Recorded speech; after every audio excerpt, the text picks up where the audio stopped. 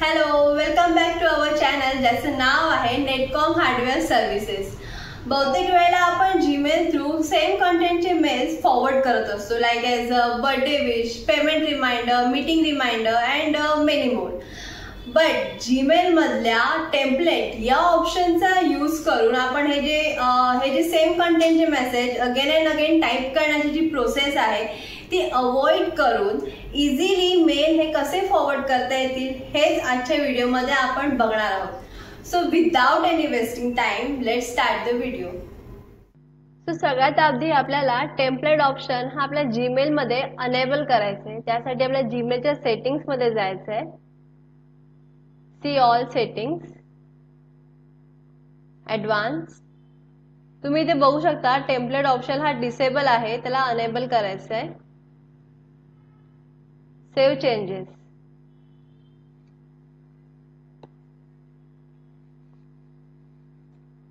Then compose,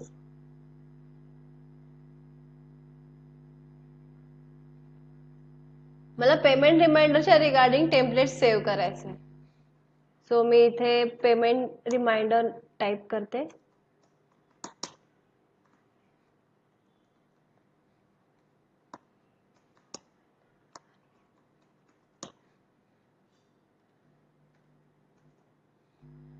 then इथे more options, templates, save draft as a template, save as a new template.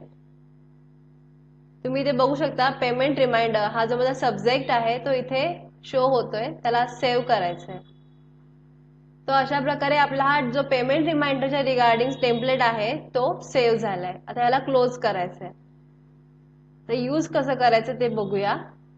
Compose, ज्याला reminder send करेल त्याचा address,